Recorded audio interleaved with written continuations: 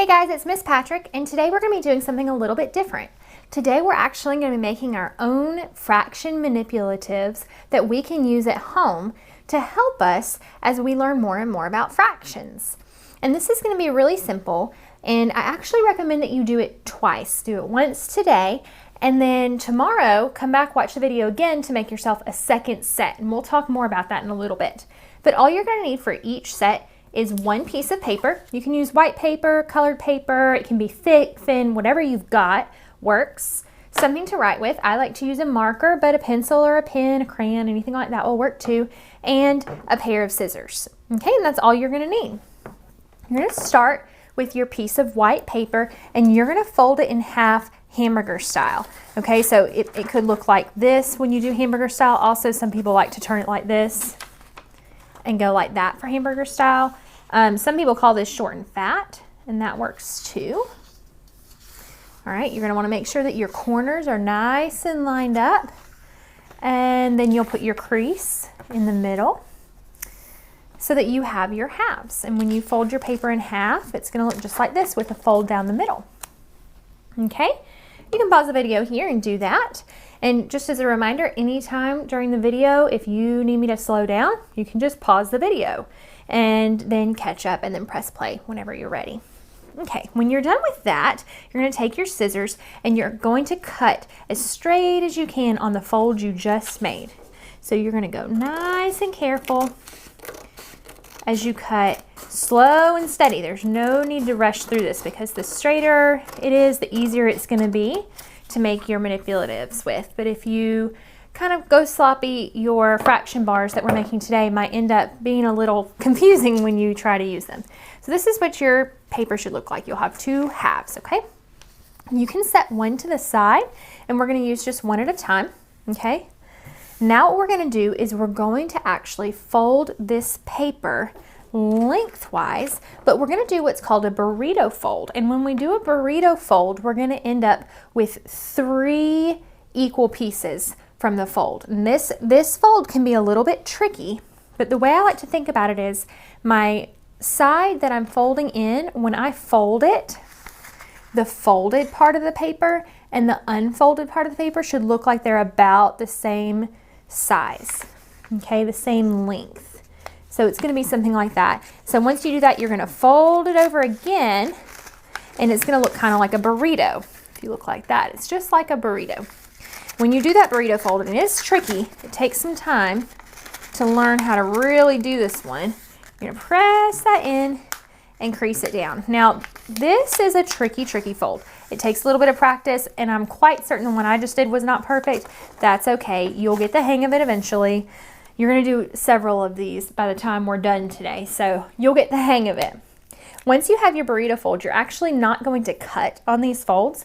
You're going to take your writing utensil and draw as straight as you can, a nice straight line, nice dark line too on the folds.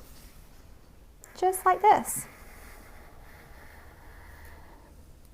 So you have 3 pieces like that. Okay, then you're going to do the same exact thing with your other piece. You're going to do a burrito fold. Try to get this folded part to be about the same length as the unfolded part. That can be tricky. Then, a little bit too long, I think. There we go. Then fold it over. Push your sides in to try and get 3 equal pieces. Do what you need to do to squeeze it and crease. I bet your parents would be available to help you with this kind of fold if you need.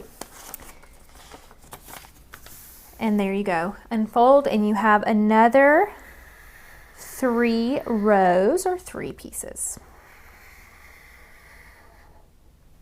Okay, and these 2 sheets here that we have are going to become our fraction bars. Now, when we're talking about our fraction bars, one of these rows or one of these bars across the top is one whole. Okay, so each of these represents a whole. So we're actually going to have 6 whole fraction bars that we're going to divide up. And we're going to start with just one at a time. So I'm going to set this paper to the side and pull this one in front of me. Now, so that I don't forget what my one whole is, I'm going to go ahead and write one whole on the very top fraction bar. Now, if you remember, the way to put whole as a fraction is to put a 1 in the denominator. So I have 1 what? 1 whole. So this fraction says 1 whole. And that's all we need to do to our top fraction bar. But it wouldn't be very useful to us if I just put 1 whole on every single one of my fraction bars. So on this next 1 whole bar, I'm actually going to partition it a different way. And what we're going to do is your favorite, the burrito fold again. Except this time, instead of folding it lengthwise, we're going to fold it inwards. So we're going to fold it kind of widthwise. So again, you're going to want your folded part to be about the same length as your unfolded part. I'll put my marker down so that I have 2 good hands to help me. And then you're going to roll over in a burrito. And this one should be much easier. And you can see when I do my burrito here that each of these pieces is about the same length. Hopefully you'll find this fold much easier. When you unfold it, you see that you have 3 equal pieces. Okay, now we're actually going to partition the second whole. Like we said, we're not going to do anything else to the top bar. We're going to partition the second bar, and we're going to partition it on those folds we just made. So I'm going to go nice and slow, being as careful as I can to only partition the second fraction bar. Okay, and it looks just like this. Now on this fraction bar, we have 1, 2, 3 equal pieces. So my unit fraction for each of these pieces is going to be what? That's right, 1/3, because I have 3 equal pieces, which means the pieces are called thirds. This is 1/3, this is 1/3, and this is 1/3. And if you did it correctly, each of your thirds should be the same exact size, because we know fractional pieces are made out of equal parts. Okay, what you're going to do now is you're actually going to refold this on the burrito fold you did just now. You're going to fold it right back on those thirds. Okay, and now listen carefully. You're going to take your burrito and you're going to fold it in half tall ways, like you're making a tall tower. Okay, like that. Now let me show you again. I've got my burrito folded down nice and dark, folded right back on the thirds I had before, and I'm going to fold it in half tall ways. And I want you to think about what we've talked about with fractions and partitioning so far. If I have thirds and I cut them in half, if I cut each third in half or fold each third in half, what am I going to have? We're going to have a new fraction. Let's count what it is. Count the fractional pieces as I draw the partitions on the folds we just made. Now, I'm going to be really careful to draw straight on those folds and not draw other parts. So I'm going to draw, and you're going to count the fractional pieces.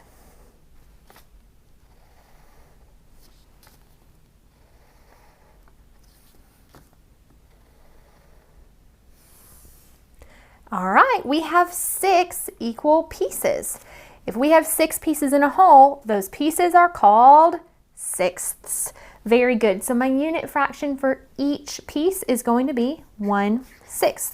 And so what you'll do is you'll go ahead, and I'm sure that I'm going way too fast, so make sure you're using that pause button to your advantage. You're going to go ahead, pause the video, and label your 1/6 pieces. So your first set of fraction bars should look just like this. And that's it for this piece. Now, you can go ahead and get your other piece.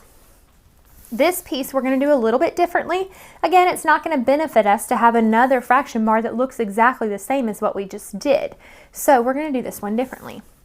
With this fraction bar, make sure that your partitions that separate each of your bars are going horizontally, so you don't want to do it like this. Nope. You want to do it like that. Okay? So take your fraction bar and fold it in half with your line still being horizontal. Fold it in half widthwise. Okay, just like this. And if you peer through your paper, you'll see that your folds from earlier, your lines that you drew, are going horizontally. Okay, you're not going to do it up like this. No, no, no. You're going to have them flat and fold just like this. Okay? When you unfold it, you have a new partition. So we're just going to partition this top fraction bar on this one. So I'm going to draw on the fold, nice and neat on this top fraction bar. And hopefully, if you think about this as being one whole, now remember these pieces are different fraction bars. So if this is one whole, how many equal pieces are in your whole? That's right, 2 equal pieces, which means the pieces are called halves. So what you're going to do is label each half with their unit fractions. Great job. Easy peasy so far, right? Okay, again, you're going to fold right back on the half fold you just did. You're not making a new fold yet, you're just refolding what you made. Okay, once you've done that, you're going to fold your paper in half again. So we folded in half once. This is our second time folding it in half. Let's see what happens. You're going to make it tall and skinny. Crease it real dark like that. All right. Open it up and we have new partitions. You can see my paper's wanting to curl up on the folds. I'm going to just in the second fraction bar trace my folds. And hopefully you count them as I trace them. You can see we have equal pieces. And how many equal pieces are there? That's right, 4 equal pieces. So each piece is a fourth. And if I'm going to label it with a unit fraction, I'm going to write 1/4 on each. So hopefully you are connecting this to what we did last week when we partitioned rectangles. When we had a rectangle and we cut it in half with a line, and then we cut each half in half, we had fourths. And so essentially that's what we did here is we folded in half, folded in half again. Speaking of, let's do that. Let's fold it in half the way we did the very first time. Boop. Fold it in half again like we just did, tall and skinny. And now fold it in half one more time. Again, you're still going to be tall and skinny. You're not going to fold it like this. You're going to fold it tall and skinny, super skinny. And I want you to think about what you're going to have. If you have fourths and you fold each fourth in half, what are you going to get? Let's see. Ta-da! All right, I'll trace the folds while you count. Again, I'm going to make sure to draw right on those folds I made. I want it to be nice and neat so that each of my pieces is the exact same size. All right, we have 1, 2, 3, 4, 5, 6, 7, 8 equal pieces. If we fold each fourth in half, we're going to get 8 equal pieces, which we call eighths. And so our unit fraction for each piece is 1/8.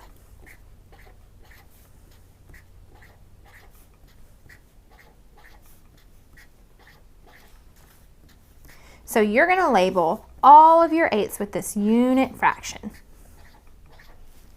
And there you go. That's it. You've made fraction bars. You can use these fraction bars to think about the size of different fractions. We can compare with these fraction bars because our wholes are all the same size. One last thing, I know that in the beginning of the video, I said that you were actually going to do this twice. So my goal for you is today to make your first set, and then tomorrow for you to rewatch this video and make another set exactly like this, except with your second set, what you're going to do when you're done is actually cut out each fraction bar, and then you'll cut apart each of your fractional pieces. So you'll end up with something that looks like this. You'll have different size pieces of different fractions. So if I cut up fraction bars, how many sixths will I have made? That's right, I'll have 6 pieces all together. Think of it like a puzzle. And I'll have 8 1/8 pieces, and all of the pieces that we made up here, we'll just cut them up smaller. And this helps you to see the actual size of each piece when you look at just one at a time. So if I just wanted to look at 1/4, 1/8, and 1/6, it really helps me to see the size of those pieces and also how those pieces compare to each other. So that's something we're going to be doing in our coming weeks, but it's going to be really helpful for you to go ahead and have these. So one last time, you're going to make your full fraction bars today. And then tomorrow you'll come back, watch the video again to make your cut up pieces. And I know that you are going to do such a great job, and that these are going to be a great help to you. So that's all I have for you today. I hope that you have fun doing this. I wish you the very best of luck, and I will see you soon. Bye.